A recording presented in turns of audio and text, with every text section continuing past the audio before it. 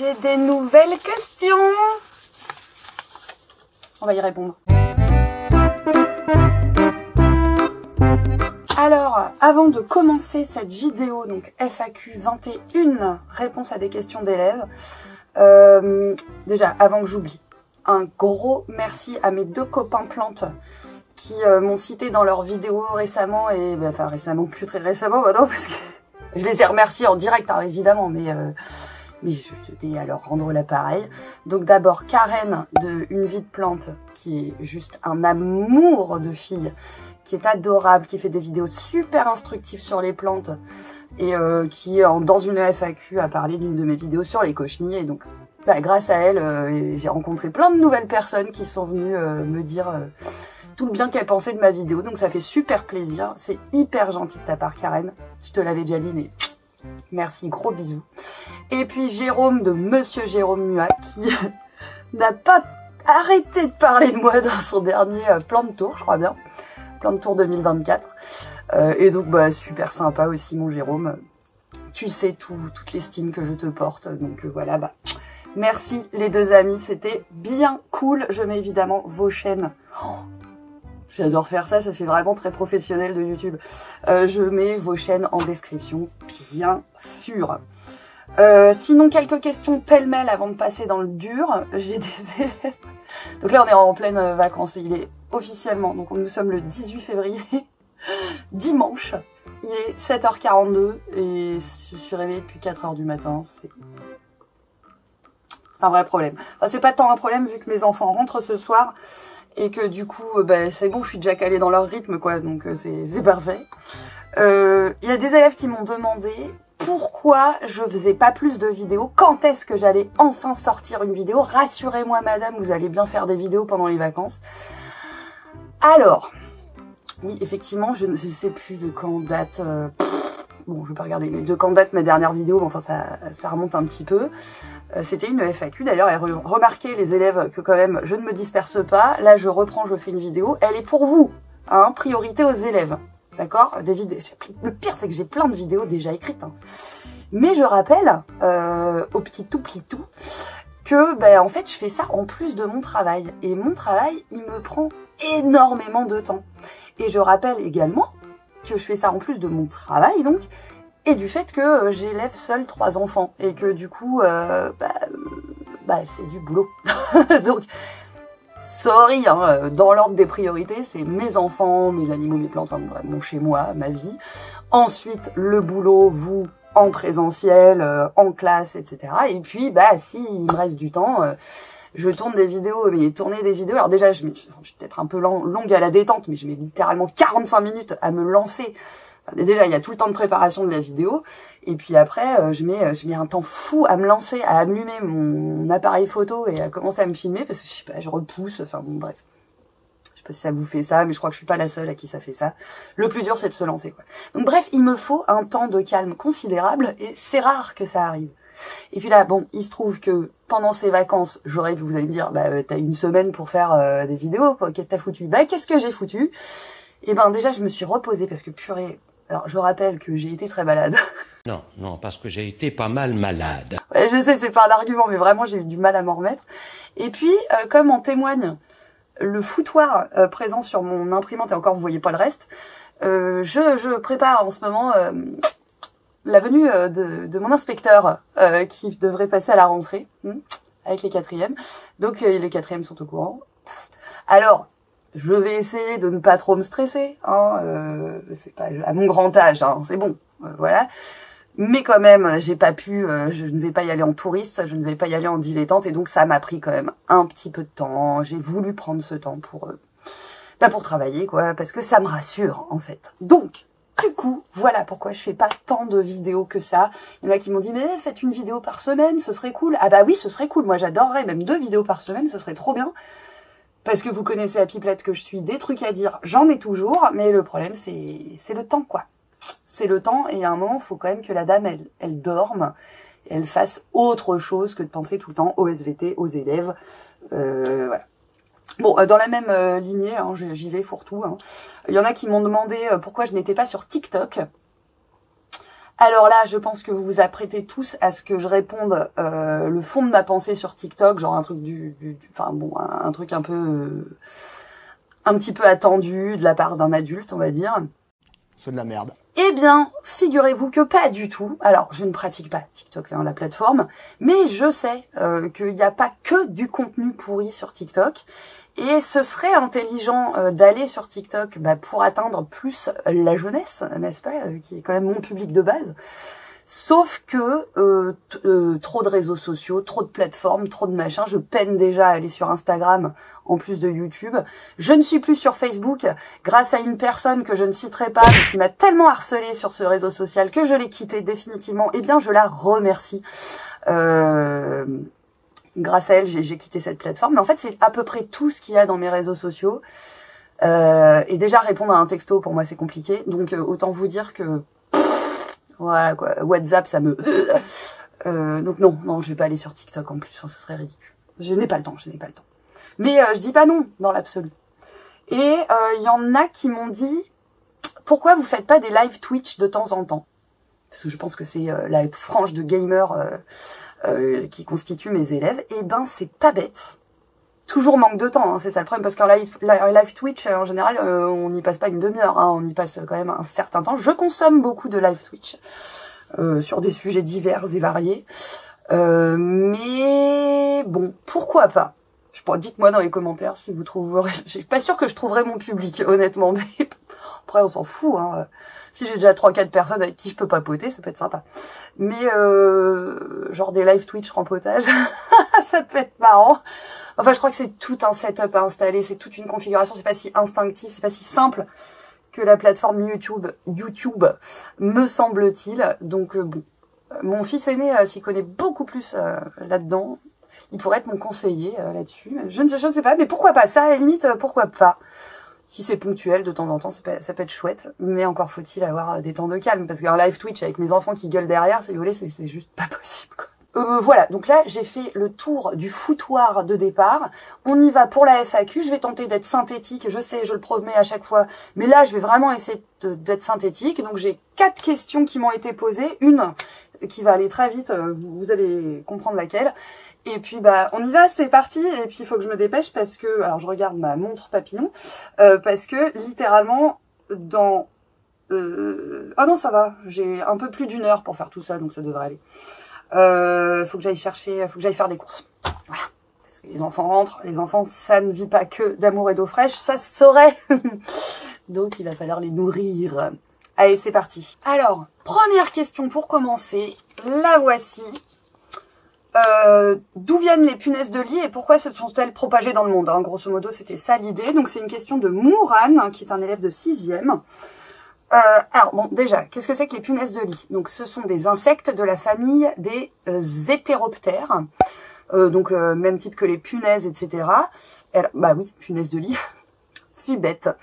Et pourquoi elles nous enquiquinent? Parce que ce sont des hétéroptères hématophages, c'est-à-dire qu'elles se nourrissent de notre sang, hein, donc par voie de piqûre.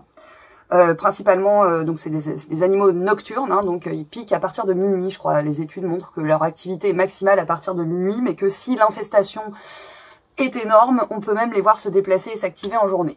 Bon, sachez que la présence de punaises de lit dans un intérieur n'est pas forcément la preuve d'un manque d'hygiène. Ça n'a pas été démontré. Par contre, bon, ce sera à nuancer, mais enfin, pour s'en débarrasser, il va falloir recourir à des techniques d'hygiène, pour commencer, extrêmement fortes, extrêmement drastiques, et puis il faudra recourir à des traitements très importants de l'intérieur des voisins, dans les collectivités, c'est une horreur, enfin, ouais. Donc une fois qu'elles sont là, c'est la merde, comme on dit. Donc, d'où elles viennent? Alors, d'où elles viennent, les premières traces, enfin, ce que les paléontologues ont réalisé, c'est que les ancêtres des punaises de lit avaient commencé à cohabiter il y a environ 100 millions d'années avec des dinosaures. On en a des preuves. Les grands dinosaures, hein, théropodes et compagnie. Par généralisation de leur hôte, pour pas mettre tous leurs œufs dans le même panier, elles ont commencé à devenir parasites et commensaux des ancêtres des mammifères. Y compris les chauves-souris, mais pas que. Pendant la crise du Crétacé, où ont disparu la majorité des formes de dinosaures, il y avait les ancêtres des mammifères, il y avait aussi les oiseaux primitifs. Bon, bref. Pendant la crise du Crétacé, elles ont survécu. justement parce qu'elles avaient des hôtes chez nos ancêtres petits mammifères qui eux ont survécu. Et on pense qu'elles sont devenues commensales de l'homme, c'est-à-dire elles ont commencé à s'intéresser, entre guillemets, à l'homme, lors des premières sédentarisations au néolithique, quand les hommes ont commencé à s'installer dans des grottes, etc. Et ben la promiscuité humaine, le fait qu'ils ne se déplaçaient plus, etc., a facilité, je vais dire beaucoup, etc., a facilité le fait que la punaise de lit se soit intéressée, entre guillemets, à l'homme. Bon voilà, après on en trouve dans l'histoire humaine un tas de traces dès l'Antiquité, dans les récits, dans les iconographies, etc. Donc voilà, elles ont accompagné l'histoire humaine depuis toujours. Alors là effectivement c'est engoncé par l'actualité récente. En début d'année, je crois en septembre 2023, septembre-octobre, il y a eu un gros boom de mon Dieu, les punaises de lit ont envahi Paris, on peut pas aller au cinéma tranquille. Enfin bon, ouais, c'est devenu une sorte de psychose. Alors en réalité, d'après les stats que j'ai trouvés, il y a eu un boom déjà en 2019 supérieur à celui de cette année, ce qui a amené le gouvernement français à promulguer des décrets, pas des lois, des décrets. Bon alors là je sors de mon domaine de compétences, mais en tout cas faire un grand plan de prévention contre les punaises de lit dans les métropoles françaises, enfin dans les grandes villes françaises, voilà.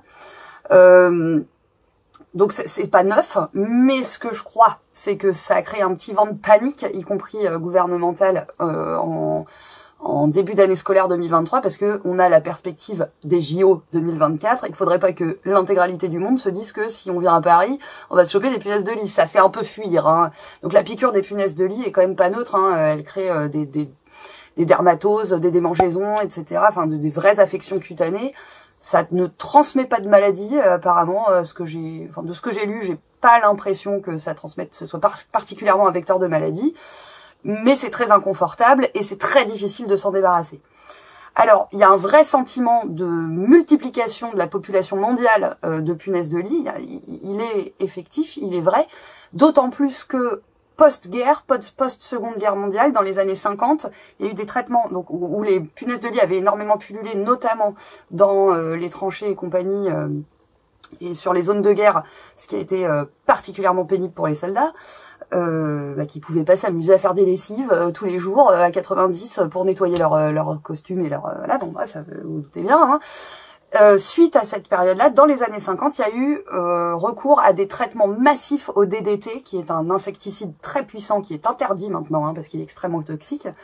Donc il y a eu des traitements massifs des zones au moins européennes et certainement mondiales au DDT, ce qui a fait drastiquement baisser la population de punaises de lit, donc on a eu l'impression qu'on était débarrassé, mais le problème, c'est qu'après, elles sont revenues, hein, voilà, à partir des années 80-90, la population a à nouveau augmenté, et ça a été encouragé par deux choses. Ça a été encouragé par le fait qu'elles avaient développé des résistances aux insecticides, hein, ça c'est un classique, hein, donc certaines punaises de lit avaient survécu. Sachez qu'une punaise de lit peut survivre sans s'alimenter pendant 1 an et demi, hein, quand même, hein. Ça vous pose le truc, hein. Donc elles avaient réussi à survivre, elles s'étaient accoutumées aux insecticides, elles étaient devenues résistantes, et du coup les populations ont fait un boom après ça, ce qui a vraiment donné l'illusion d'une invasion, quoi. Alors c'est pas l'illusion, oui, effectivement la population a réaugmenté de façon drastique, donc grâce aux résistances aux insecticides, et puis également ça a été augmenté et favorisé par la mondialisation au sens large et surtout les échanges entre les pays, l'augmentation voilà, des migrations, hein, d'un pays à l'autre. Je parle pas des migrants, hein, je parle des gens qui passent d'un pays à l'autre, hein, voilà, tout simplement, même pour des raisons commerciales, pour des raisons professionnelles, pour des raisons touristiques. Donc potentiellement ça augmente voilà la prolifération de ces insectes dans le monde. Donc voilà, je pense avoir répondu à la question Mourane. Deuxième question, alors une question anonyme, une question double à nouveau. Donc combien d'atomes, vous trichez un peu, hein, bon bref. Combien d'atomes y a-t-il dans le corps humain et quelle est la partie la plus résistante du corps? Donc c'est à nouveau une question de 6e, je dirais pas quel 6e, enfin bon bref.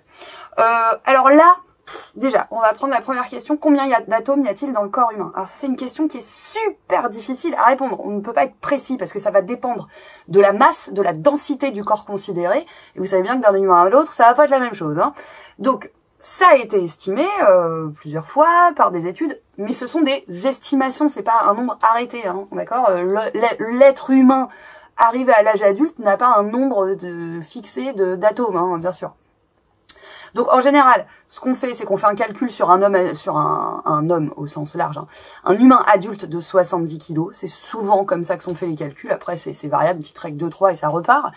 Mais pour calculer le nombre d'atomes dans l'être humain, il nous faut deux choses. Il faut connaître déjà la composition exacte en atomes et en éléments de l'être humain. L'être humain, il n'est pas constitué d'un seul type d'éléments chimiques. Il est constitué d'un assemblage de tas d'éléments chimiques. Alors, majoritairement de l'eau, H2O, donc de l'hydrogène et de l'oxygène, combiné à du carbone, en proportion assez importante, mais pas que. Il y a plein d'autres éléments.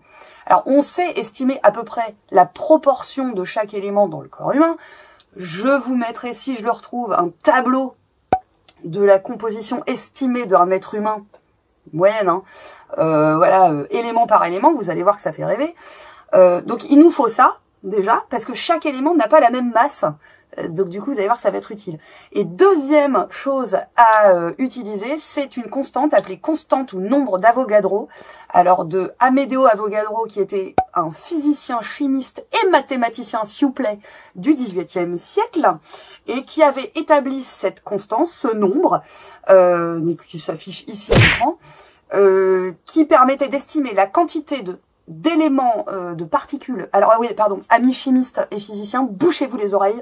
Là, c'est de la vulgarisation, c'est de la vulgos. Grosso modo, estimer le nombre d'atomes dans une mole, c'est-à-dire un échantillon d'un volume précis de matière pure. Sauf que l'humain n'est pas fait d'une matière pure. Donc il faut affecter ce nombre d'Avogadro à chaque élément dans les proportions qui constituent le corps humain. Je vous passe les détails parce que moi-même je les maîtrise pas trop, mais enfin grosso modo, puis ce serait très long et pénible, mais grosso modo, nous arrivons au chiffre fantastique de 7 10 × 27 atomes. Pour un individu humain moyen, lambda, de 70 kilos. Avec toutes les variables que ça impose, enfin grosso modo, la réponse à cette question est beaucoup d'atomes. Ça fait beaucoup là, non? Alors deuxième question. Quelle est la partie la plus résistante du corps? Donc on parle bien de résistance, on parle pas de capacité de puissance, que de capacité de travail fournie par un organe, on parle bien de résistance à des contraintes. Parce que si on avait parlé de l'organe le plus fort, j'aurais pu vous parler de la puissance développée par le muscle masséter, par la langue, par le muscle fessier, enfin bon bref, l'un des muscles fessiers. Bon, là, visiblement, c'est pas la question, c'est la résistance à la contrainte, hein, quel est le truc qui casse le moins vite, quoi, grosso modo. Alors, indéniablement, c'est un os, ça c'est sûr. Les autres tissus du corps humain étant des tissus mous, je vois mal comment ils pourraient être plus résistants qu'un os. Il y a des études qui ont été menées sur la structure osseuse humaine. Bon, alors, à nuancer avec l'ostéoporose qui vient avec l'âge, etc., mais on va dire sur un humain en pleine forme, bon, adulte, calcifié, etc., l'os a une structure qui est comparativement, par exemple, au béton, est beaucoup plus résistante, voire beaucoup plus résistante. Alors j'ai trouvé tous les facteurs x40, x machin, bon, alors là pour le coup j'ai pas creusé plus que ça, mais parce que il est à la fois très solide et en même temps il est un peu élastique, donc du coup il résiste mieux à la cassure, c'est-à-dire qu'il va accumuler de la contrainte, l'os, bien plus longtemps avant de casser qu'un échantillon de même taille de béton. Bon, c'est quand même moins résistant que l'acier, bon voilà, on pourrait faire une échelle comme ça.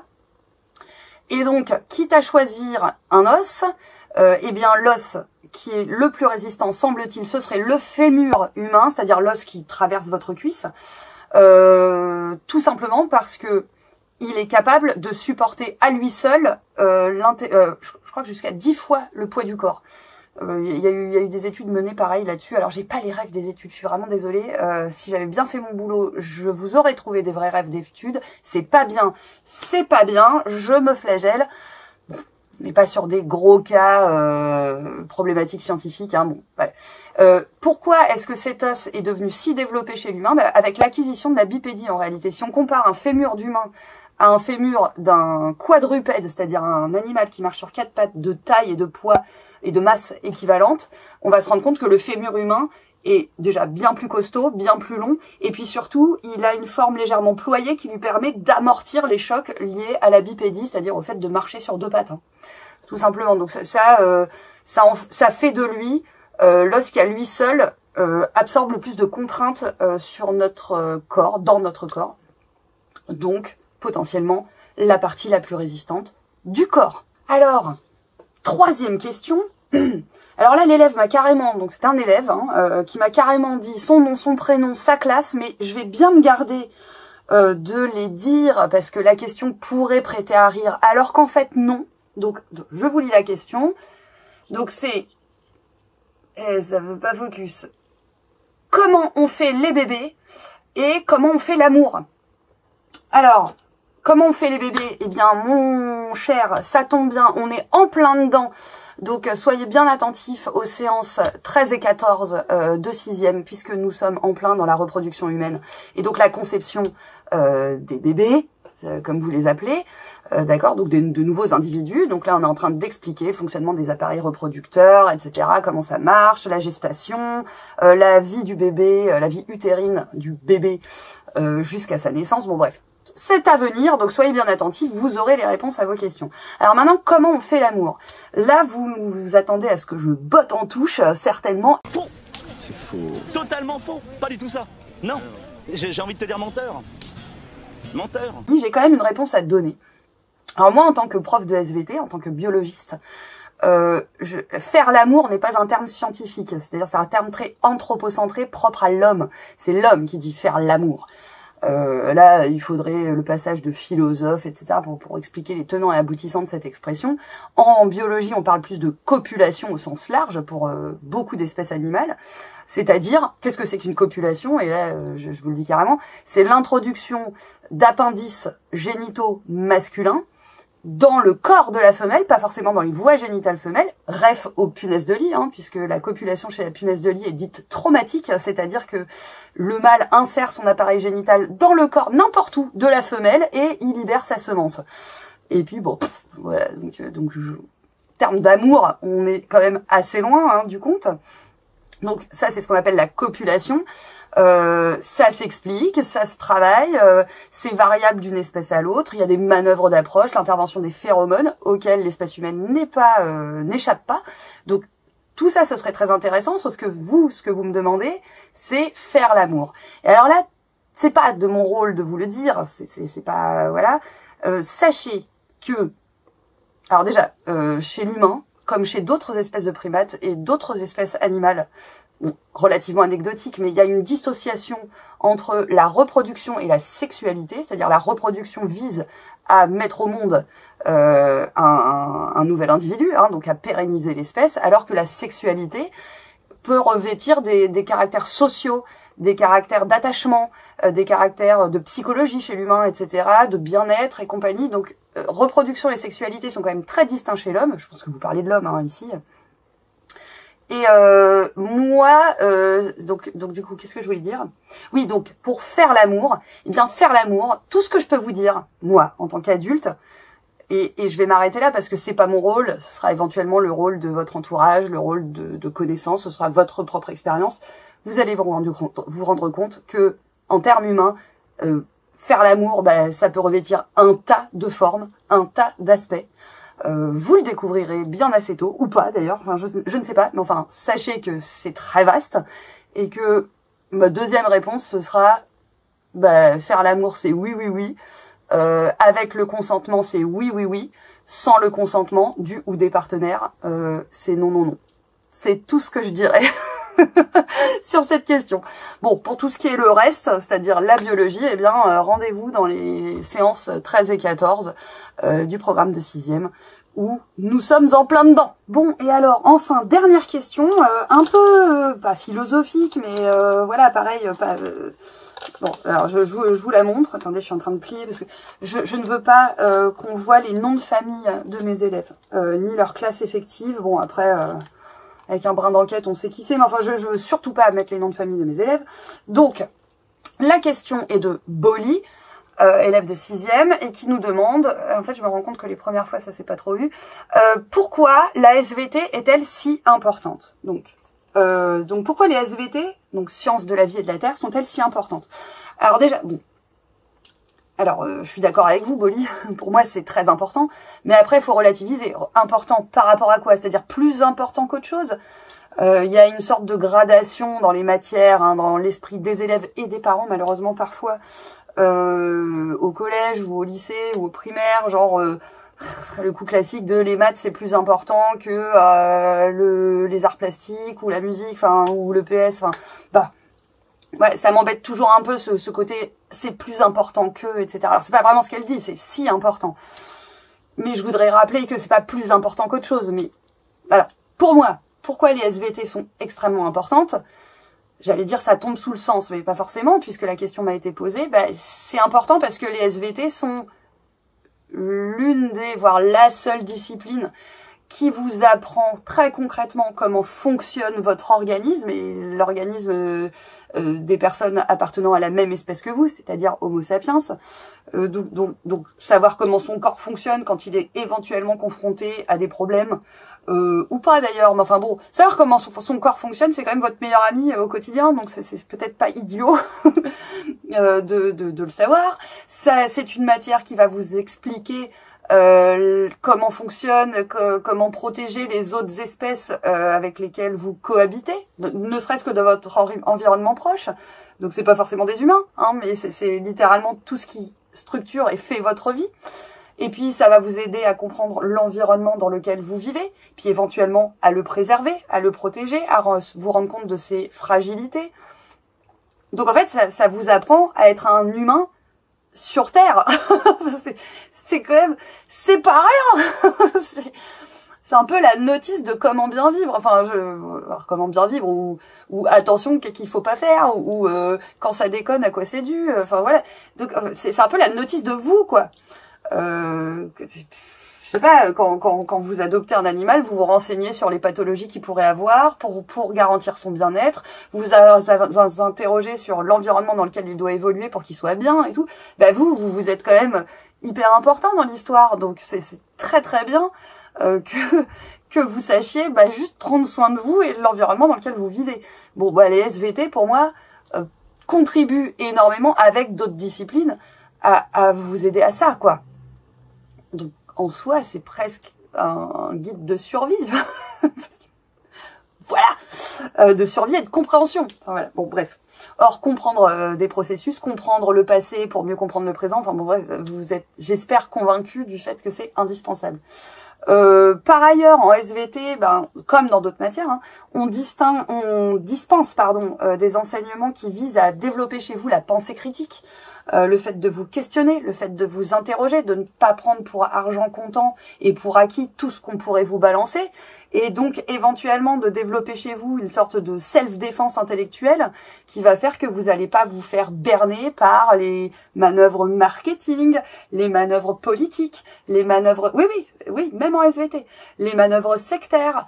Voilà, vous développez votre esprit critique, vous apprenez à vérifier les informations, vérifier les sources, vous apprenez à ce qu'est une étude scientifique bien menée par rapport à une étude de pseudosciences. Voilà, si tant est qu'il y ait des études là-dedans. Ah, c'est bon, ta gueule, c'est magique, voilà. Bon, bref, pas vous faire avoir, quoi. Donc ça, pour moi, cette matière contribue, avec d'autres, au développement de cette indépendance intellectuelle qui est si importante, surtout à notre époque. Surtout à notre époque avec les médias, les réseaux sociaux, etc. qui vous bombardent d'informations que vous ne prenez pas forcément le temps de vérifier, comme nous adultes. C'est une gymnastique à mettre en place.